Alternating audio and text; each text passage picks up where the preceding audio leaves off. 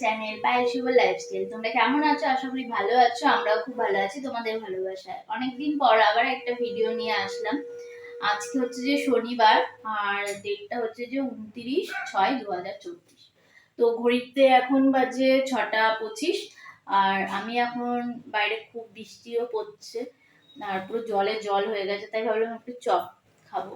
আর chop খাবো বললে আবার তো কিনতে যেতে হবে, আবার বসেছি কি বসেনি দোকানে তাও জানি না, তাই ভাবলাম ঘরে একটু বানিয়েই নি।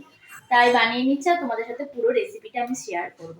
তো চলো দেখতে থাকো। আর আমি এখানে আলু নিয়ে নিয়েছি, আলুটাকে ধুয়ে কেটে নিয়েছি, আর এখন আমি এর মধ্যে জল দিয়ে আলুটাকে সেদ্ধ বসিয়ে দেবো।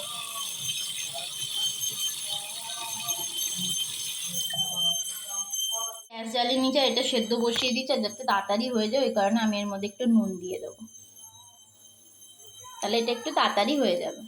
দেখো এখানে আমি একটা ভাজা মশলা তৈরি করব বলে নিয়ে নিয়েছি 1 চামচ জিরে, 1 চামচ ধনে, 2টা এলাচ, 2টা তেজপাতা আর 2টো দারচিনি নিয়েছি। লবঙ্গ থাকলে দিও, আমার কাছে লবঙ্গ নেই বলে আমি স্কিপ করে দিলাম। এটাকে ভেজে পেস্ট করব। আগে ভেজে মানে শুকনো খোলায় ভেজে নেবো, তারপরে এটাকে পেস্ট করব। এই মশলা করতে গিয়ে আমার দুর্ঘটনা হয়ে বসলো, আমার হাতটা একটু পুড়ে গেছে, তাও তোমাদের সাথে পুরো রেসিপিটাই শেয়ার করছি। ব্যাটারটা বানিয়ে নেওয়ার জন্য দেখো প্রথমে নিয়েছি 2 চামচ বেসন, 2 চামচ কর্নফ্লাওয়ার, আর একটু লঙ্কার গুঁড়ো, একটু হলুদ, আর একটু স্বাদ মতো নুন। এটাকে করে এবারে যতটা যেইভাবে ব্যাটারটা তৈরি করতে হবে জল দিয়ে, সেটা আমি তোমাদেরকে দেখিয়ে এইভাবে ব্যাটারটা গুলে নেবে। আমার একটু প্রয়োজন ছিল বলে বেসন দিয়েছিলাম। তারপর দেখো শুকনো খোলার মধ্যে আমি শুকনো লঙ্কাটাকে ভেজে নিচ্ছি, আর ও আমাকে গুঁড়ো করে দিয়েছিল।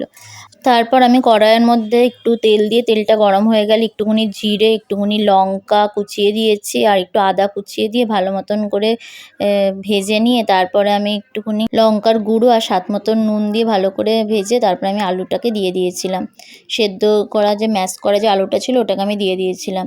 আর দেখো ও আমাকে একটু হেল্প করে দিচ্ছে, তাহলে যাতে তাড়াতাড়ি হয়ে যায়।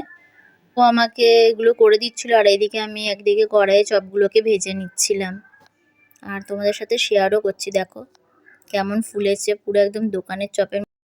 আমাদের ভিডিও যদি তোমাদের ভালো লাগে তাহলে অবশ্যই একটা লাইক অ্যান্ড কমেন্ট করো, যাতে আমরা উৎসাহ পাই।